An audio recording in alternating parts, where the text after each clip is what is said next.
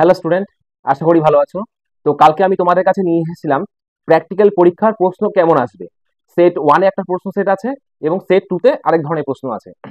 Set ওয়ানে যেই প্রশ্নটা আমি তোমাদের জন্য বানিয়েছি সেটা হচ্ছে খুব সহজ এবং আমি সারা বছর যেই রকম ভাবে পড়িয়ে এসেছি তোমাদের অনলাইন বা অফলাইন সেই সিস্টেমে বানানো হয়েছে। কিন্তু প্রশ্নে যে সেট টু নাম্বার আছে সেই টু নাম্বারে আবহাওয়া মানচিত্র এবং ওয়েদার ম্যাপ এবং টোপোগ্রাফিক্যাল ম্যাপ এই দুটোতে একটু আলাদা আছে।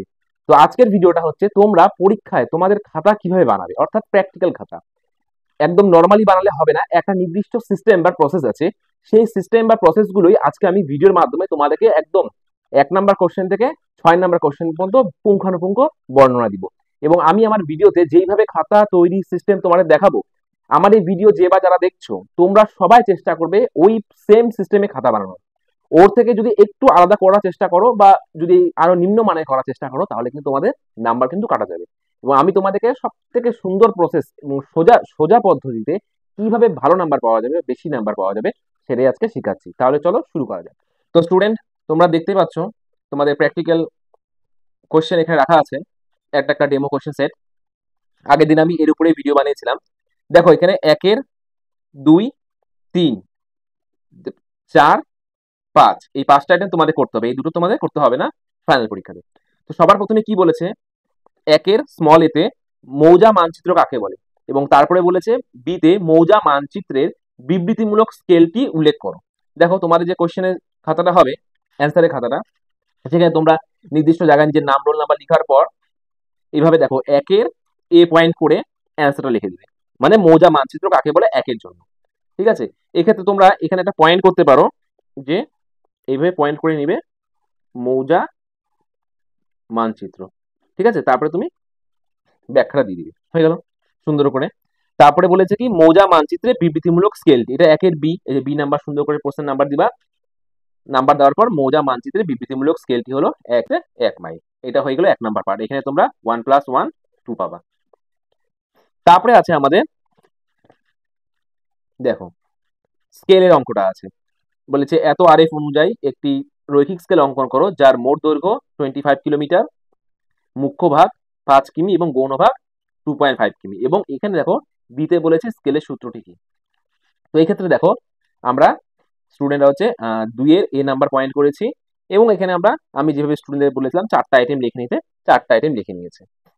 তারপর স্টেপ 1 খুব সুন্দর করে কিভাবে এই অঙ্কটা করতে হবে সেটার ভিডিও কিন্তু আমাদের করা আছে, তোমরা আমাদের প্লে লিস্টে গিয়ে স্কেলের ভিডিওগুলো দেখে নিবে। স্টেপ 1 সুন্দর করে করতে হবে, ব্ল্যাক পেনে পয়েন্ট, তারপরে ব্যাখ্যা। তারপরে স্টেপ 2 হচ্ছে স্কেলের মোট দৈর্ঘ্য নির্ণয়, সুন্দর করে কাজটা কমপ্লিট হলো। তারপরে দেখো স্টেপ 3 মুখ্য ভাগের দৈর্ঘ্য নির্ণয়। আজকে আমি তোমাদের কিন্তু মুখ্য ভাগের দৈর্ঘ্য কিভাবে নির্ণয় করতে হয় সেটা শেখানোর জন্য আসিনি, আজকে জাস্ট পরীক্ষার খাতা কিভাবে তৈরি করতে হয় সেটা বলার জন্য এসেছি। তারপরে দেখো গৌণ ভাগের দৈর্ঘ্য নির্ণয় খুব সুন্দর করে পরিষ্কার পরিচ্ছন্ন করে করবে। লাস্টে কিন্তু সমাধান সারণীটা দিতেই হবে, সমাধান সারণী দেওয়া হয়েছে, দেখেছো খুব সুন্দর করে করা হয়েছে। এটা ছিল ক্যালকুলেশন পার্ট। এবার এই পার্টেরই হচ্ছে ডায়াগ্রাম। তুমি এত সুন্দর করে ক্যালকুলেশনটা করলে তার একটা ডায়াগ্রাম করতে হবে। যে দেখো রৈখিক স্কেল মুখ্য ভাগে 5 কিমি ও গৌণ ভাগে 2.5 কিমি প্রদর্শন করা হবে, এবার লিখতে হবে তোমাকে। ঠিক আছে, সুন্দর করে লিখবে। এইভাবে দেখো এখানে যেখানে প্রাইমারি ডিভিশন আর সেকেন্ডারি ডিভিশন মিট করেছে সেখানে 0, 5, 10, 15, 20 কিলোমিটার, আর এখানেও 2.5 and 5 কিলোমিটার। সুন্দর করে প্রেজেন্টেশন আর একটা দিয়ে দিবে। এবার আমাদের দেখো এখানে কিন্তু একটা প্রশ্ন ছিল স্কেলের সূত্রটি কি, তাই তো? এই দেখো এখানে কিন্তু বি নাম্বার দিয়ে লেখা আছে স্কেলের সূত্র। ঠিক আছে, এটা কিন্তু লিখে দিবে তোমরা, কিন্তু এখানে তাহলে 1 নাম্বার পাই যাবে, 3 + 1। খুব সুন্দর, এরকম করে কাজ করলে ফুল মার্কস।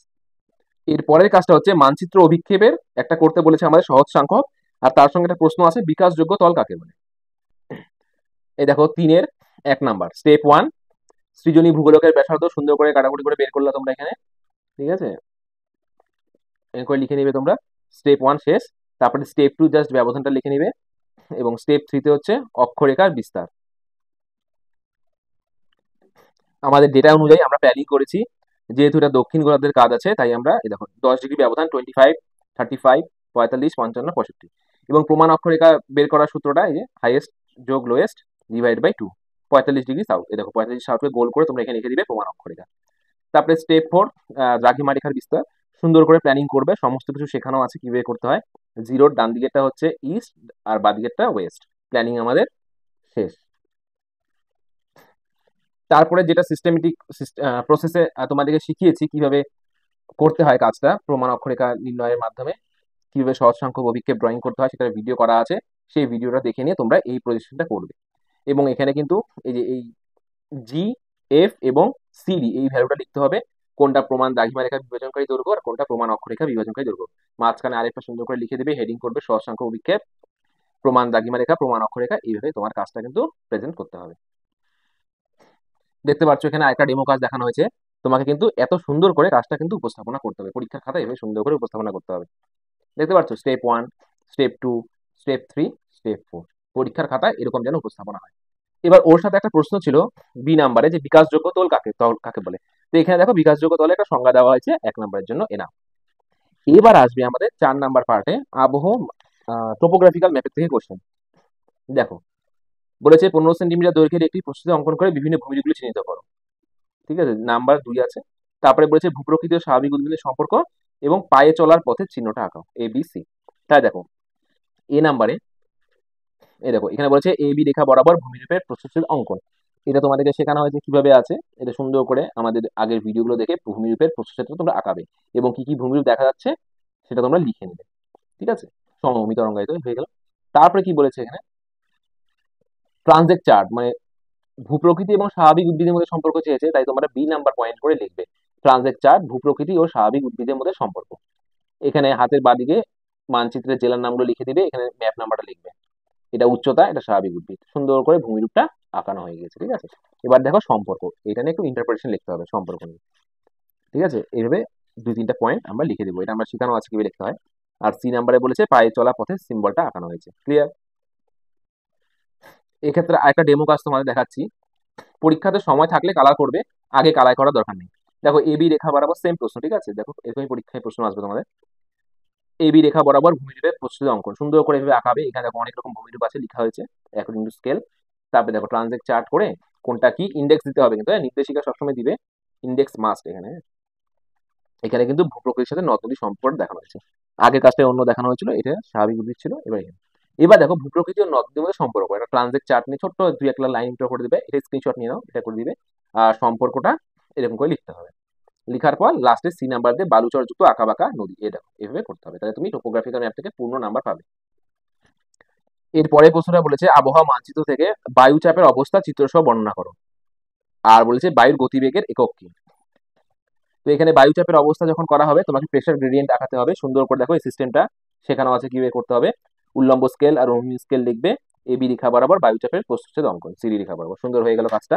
এবার এই প্রস্থচ্ছেদের কিন্তু একটা ইন্টারপ্রেশন লিখতে হবে, মানে একটা ব্যাখ্যা লিখতে হবে, দেখো কোথায় কিরকম নিম্নচাপ উচ্চচাপ আছে সেই বিষয়ে একটা ব্যাখ্যা দিতেই হবে। ব্যাখ্যা দেওয়ার পর বি নাম্বারে আমাদের প্রশ্ন ছিল যে বায়ুর গতিবেগের এককটা কি, দেখো লেখা আছে বায়ুর গতিবেগের একক কি, এটা কিন্তু তোমাকে এখানে বি নাম্বারে লিখে দিতে, বায়ুর গতিবেগ একক নট। ঠিক আছে, তাহলে এরকম করলে তোমাদের পরীক্ষাটা পুরোপুরি শেষ এবং ভালো মতো হবে। এবং পোস্টার প্রস্তুত আর এটা আর এই দুটো পার্ট তোমাদের কিন্তু লিখিতভাবে হবে না, এটা আগের থেকে হয়ে গেছে। তাহলে আমি তোমাদেরকে যেই সিস্টেমটা দেখালাম এই সিস্টেমেই সুন্দর করে খাতা বানাতে হবে। আর একটা গুরুত্বপূর্ণ কথা বলি তোমাদের, তোমরা যখনই তোমাদের কাজটা শুরু করবে টোপোগ্রাফিক্যাল ম্যাপে, অর্থাৎ যখনই তোমরা এই যে এই প্রস্থচ্ছেদের কাজটা শুরু করবে, তার আগে ওই যদি স্কুল থেকে তোমাকে টোপোগ্রাফিক্যাল ম্যাপ প্রোভাইড করে তাহলে কিন্তু তোমাকে একটা ইন্ট্রোডাকশন লিখতে হবে, মানে টোপোগ্রাফিক্যাল ম্যাপের। আমি এখানে 10টা পয়েন্ট লিখেছি, বাট তোমরা কিন্তু আরো অল্প লিখতে পারো। এখানে দেখো লিখেছে প্রদত্ত ভূবৈচিত্র্য মানচিত্র থেকে এই বোঝা যায়। কি বলছে, রাজ্যের নাম, কোন রাজ্য, বিহার উড়িষ্যা, জেলার নাম, মানচিত্রের নাম্বার, অক্ষাংশগত বিস্তার, দ্রাঘিমাগত বিস্তার, মানচিত্রের স্কেল, জরিপ কার্যের নাম, এগুলো সব পেয়ে যাবা। এটাও কিভাবে করতে হয় সেটাও আমার কিন্তু টোপোগ্রাফিক্যাল ম্যাপের যে প্লেলিস্টটা আছে সেই প্লেলিস্টে গিয়ে তোমরা পেয়ে যাবে। এবার এটা ছিল কালকে আমি তোমাদের জন্য যে কোশ্চেন প্যাটার্নটা বানিয়েছিলাম, সেটা শুধুমাত্র সেট 1 এর কোশ্চেন প্যাটার্ন আমি তোমাদের বুঝালাম। এবার সেট 2 তে আমাদের যে কোশ্চেনটা আছে সবই সেম, খালি এখানে দুটো জায়গায় একটু ডিফিকাল্ট আছে। আমার বিশ্বাস তোমাদেরকে এইরকম কঠিন প্রশ্ন করবে না, তাও আমি তোমাদের বলে দিই। দেখো ভালো করে মন দিয়ে দেখো এখানে কি লিখেছে। বলেছে প্রদত্ত মানচিত্র থেকে ভূবৈচিত্র্য সূচক, বলছে নদ নদীর বন্টনের একটি ক্ষুদ্র মানচিত্র তৈরি করো। এখানে কিন্তু তোমার কোনো রিলেশন চাইনি। এবং বলেছে খাড়া ঢালযুক্ত অঞ্চল, এটি মৃদু ঢালযুক্ত অঞ্চল চিহ্নিত করো, এটা হয়ে গেল এখানে। আর আবহাওয়া মানচিত্র থেকে বলেছে বায়ু প্রবাহ, মেঘাচ্ছন্নতা, বৃষ্টিপাতের মধ্যে সম্পর্ক আলোচনা করো, মানে তোমাকে ট্রানজেক্ট চার্ট ড্র করতে হবে আবহাওয়া মানচিত্রের ক্ষেত্রে। এইখানে কিন্তু এই জিনিসটা যদি তোমাদের পরীক্ষায় আসে আমার বিশ্বাস আসবে না, তাও বলে দিচ্ছি যদি আসে সেই ক্ষেত্রে কাজটা কিন্তু পুরোটাই আলাদা। দেখো এখানে আমি দেখাচ্ছি, এই ইন্ট্রো সব জায়গায় লিখতে হবে। এবার দেখো একটা ভূপ্রকৃতি বা ফিজিওগ্রাফ নিয়ে, গোটা মানচিত্রের ফিজিওগ্রাফ নিয়ে তোমাকে ব্যাখ্যা লিখতে হবে, দেখেছো? আমি এখানে ফিলিং দ্য ব্ল্যাঙ্কস অনুযায়ী করে দিয়েছি, স্টুডেন্টদের তাহলে সুবিধা হবে। তারপরে তোমাকে গোটা মানচিত্রটা তোমার খাতার মধ্যে ছোট করে আঁকাতে হবে, এই দেখো এইভাবে, দেখতে পাচ্ছ? এটা হচ্ছে গোটা মানচিত্রটা। প্রপার ওয়েতে ল্যাটিটিউড লঙ্গিটিউড এখানে দেওয়া দিতে হবে, ভূপ্রকৃতি বিহার উড়িষ্যা এখানে ম্যাপ নাম্বার দিয়ে খুব সুন্দর করে গোটা মানচিত্রটাকে এখানে আঁকাতে হবে। এর নির্দিষ্ট মেজারমেন্ট থাকে, এই এই যে দাগটা আছে, এই দাগটা পাবো বিভিন্ন ম্যাপে বিভিন্ন রকম হয়, এখানে আমাদের 17.1 সেন্টিমিটার আছে, আর এই দ্রাঘিমার দাগটা 18.3 সেন্টিমিটার আছে।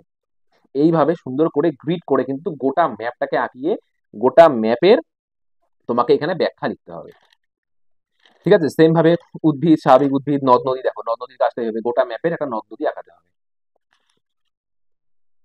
এবার সেকেন্ড পার্টে ছিল খাড়া ঢালযুক্ত কন্টুর নিয়ে ভূমিরূপ আঁকাও। এই দেখো এরকম এরকম তোমাকে কন্টুর আইডেন্টিফাই করতে হবে, কন্টুর আইডেন্টিফাই করার পর তোমাকে এই ভূমিরূপটা আঁকাতে হবে। এইভাবে তোমাকে কিন্তু কাজটা সাজাতে হবে। এটা হচ্ছে স্বাভাবিক উদ্ভিদ, স্বাভাবিক উদ্ভিদ থাকলে এরকম ছবি ড্র করতে হবে, আর সেটেলমেন্ট থাকলে, বসতি থাকলে এরকম ছবি ড্র করতে হবে। এবং আমার 100% বিশ্বাস এই যে সেট টু যে আছে, এই সেট টু এর এরকম জটিল প্রশ্ন তোমাদের দিবে না, যদি দেয় তাহলে করে নিবে। আর আমার 100% বিশ্বাস এই যে আমি যে সেট ওয়ান তৈরি করেছি এই প্যাটার্নেই পশ্চিমবঙ্গের সমস্ত স্কুলের কোশ্চেন এই প্যাটার্নেই হবে। এটা হচ্ছে আমি তোমাদেরকে 99.99% গ্যারান্টি দিচ্ছি যে প্যাটার্নে এটাই হবে। আর সেট টু এর এটা হচ্ছে 0.001% স্কুলে এরকম প্রশ্ন সেট করলে করতে পারে। আমি দু রকমই শিখিয়ে দিলাম, আশা করি তোমাদের এক্সাম ভালো হবে। সমস্ত ভিডিও আমাদের চ্যানেলে অ্যাভেলেবেল আছে, তোমরা যখন যেটা দরকার দেখে নেবে প্লেলিস্টে। আজকে এখানে অফ করলাম, আবার আসবো একটা নতুন ভিডিও নিয়ে তোমাদের কাছে।